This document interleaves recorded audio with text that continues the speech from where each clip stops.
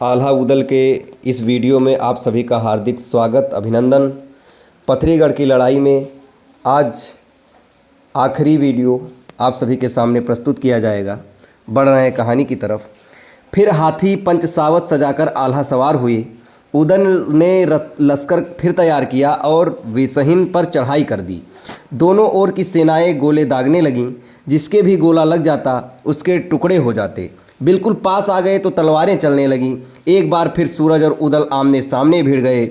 उदल ने तो वार बचा लिए पर सूरज हौदे से गिर गया। उदल ने उसे बांध लिया। कांतामल आगे आया पर उसे भी उदल ने बांध लिया। तब राजा आगे आए। आल्हा ने भीषण युद्ध हुआ। राजा के सब वार आल्हा ने निष्फल कर दिए। श्यामा भक्तिन चिड़िया बन गई, परंतु सुनवा भी कम नहीं थी। वह बाज बन गई। बाज सुनवा ने चिड़िया बनी श्यामा को धरती पर पटक दिया तो उदल से बोली, इसे जान से मार दो। उदल ने कहा, मैं स्त्री को नहीं मारता। अतः उसने श्यामा का जूड़ा काट लिया। श्यामा का जादू तुरंत असफल हो गया।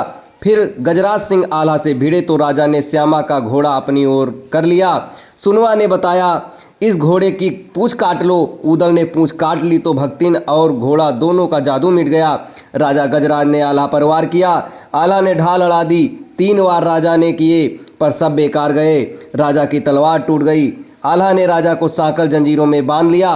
राजा के बनते ही उदल ने जीत का डंका बजवा दिया। फिर फाटक खुलवाकर उदल खंदक के पास पहुंचा। उदल ने मलखान से कहा, जल्दी बाहर आओ। मलखान ने कहा, मेरे शरीर में भारी घाव लगे हैं, लोहे की जंजीरों में कसा हुआ हूँ। उदल ने फिर कहा, अरे भैया, तुम पुख्य नक्षत्र में पैदा हुए हो, बृहस्पति 12वें घर में है, 100 हाथियों का बल तुम में है, काल की संख्या नहीं, उठो और बाहर आओ। तब मलखान का आत्मविश्वास जागा। लोहे की जंजीरें तोड़ दी और उछल खंदक में से उछलकर ऊपर आ गया। राजा ने विनय की, लड़कों को खोल दो, मैं अभी भावा डलवाता हूँ। सूरजमल और कांतामल को खोल दिया गया। राजा को भी खोल दिया गया। भावर की तैयारी होने लगी। तभी माहिल फिर राजा के पास आया। वह बनाफरों से वैर निकालना चाहता था। स्वयं में बल था नहीं, इसलिए उनके विरुद्ध षड्यंत्र रचता रहता था। माहिल बोला, बनाफर गोत्र क्षत्रिय नहीं है, इनसे विवाह करने पर आपकी साख नष्ट हो जाएगी। राजा गजराज सिंह बोले, पर मैं क्या करूं? उन्होंने अपने बल से हमारे सभी राजपूतों को परास्त किया है। तब माहिर ने फिर एक नया छल सुझाया, आज क्षत्रिय वीरों को कमरों में छिपा दो। आल्हा के परिवारजनों को बिना हथियार के ही मंडप में बुलवाओ। जैसे ही पंडित ब्याह के मंत्र पढ़ने लगे तभी क्षत्रियों को आक्रमण करने का संकेत कर दो। सारे बनाफर परिवार के सिर काट लो, बिना हथियार उनकी एक न चलेगी। सांप भी मर जाएगा और लाठी भी नहीं टूटेगी। कठिन परिस्थितियों में व्यक्ति की अपनी बुद्धि काम नहीं आती। वह दूसरों की गलत सलाह को भी सही मान लेता है। अपनी पुत्री से अधिक झूठी शान को महत्व देना उचित नहीं था, पर वह विवेक खो बैठा। राजा गजराज सिंह ने माहिल के परामर्श को पूरी तरह पालन किया। सूरज को भेजकर वर के परिवारजनों को बुला लिया गया। सूरजमल ने भी कहा कि बिना शस्त्र ही मंडप में बैठने का रिवाज है। अतः आल्हा, उदल, ढेवा, लाखन, ब्रह्मानंद आज परिवारीजन बिना शस्त्र ही मंडप में पहुंच गए। मलखान को चौकी पर बैठा दिया गया, परंतु वीर हथियार लेकर आ गए। ज्यों ही भावर पड़नी शुरू हुई, सूरजमल ने तलवार से मलखान पर वार किया। आल्हा ने अपनी ढाल से रोक लिया। दूसरी भावर पर कांतामल ने तलवार खींच ली तो उदल ने ढाल अड़ा दी। तीसरी बार मान सिंह ने तेग चलाई तो ढेवा ने रोक ली। फिर तो क्षत्रिय कमरों से निकल आए। जोरदार तलवारें चलने लगीं। मंडप में रक्त की धार बह निकली। तब उदल ने कहा, आल्हा बंधु, तुरंत ही शेष 4 भावर और डलवा दो। आल्हा के आदेश पर भावर पूरी कर ली गई। सूरज और कांतामल को बांध लिया गया। तब गजराज बोले, महोबे वाले वीर हैं, आप अब जरा ठहरे, मैं बेटी विदा करने की तैयारी करता हूँ।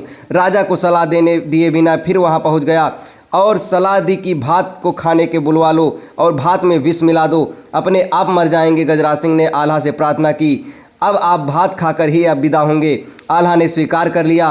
राजा ने फिर वही शर्त रखी, केवल परिवार के लोग चलें और हथियार साथ न ले जाएं। लोगों ने सोचा, अब तो फेरे हो चुके, ब्याह तो हो चुका। अतः 12 परिवारीजन बिना हथियार भात खाने चले गए। सब ने गंगाजल का लोटा साथ लिया और भात खाने चल दिए। जैसे ही पत्तलों पर भात परसा गया, वैसे ही लड़कों कमरों से हल्ला बोलते हुए निकले कि महोबे वाले के पास तो कोई हथियार नहीं था। सबने लोटे को ही शस्त्र बना लिया। तलवारों ने वार लोटे से रोके और लोटों से ही उन पर पलटवार किए। लोटों की वार मार से ही सब शत्रुओं को मारकर भगा दिया गया। फिर उदल ने गजमोतिन वधू के लिए लाए हुए सब आभूषण सौंप दिए। गजमोतिन का श्रृंगार किया गया और बिना देर किए पालकी में बिठाकर विदा करवा ली। रूपनावारी को सूचना देने वाले महोबा भेज दिया गया। सूचना मिलने पर रानी मल्हाना ने स्वागत की सभी तैयारी करवा ली। सभी रानियों को सखियों को बुलाकर मंगलाचार शुरू कर दिया गया। स्वागत में चौमुखा दीपक जलाया गया और वीर मलखान के साथ वधू गजमोतिन की आरती उतारी गई। दोनों वर वधू ने रानी मल्हाना, दिवला और तिलका के चरण स्पर्श किए। बारात में पधारे सभी राजाओं को उपहार देकर विदा किया गया। महोबे वाले बाराती भी विदा होकर अपने घर चले गए। इस प्रकार वीर मलखान का गजमोतिन से विवाह संपन्न हुआ। इसके आगे की कहानी आपको अगले वीडियो में बताई जाएगी। तब तक हमारे साथ बने रहें। धन्यवाद।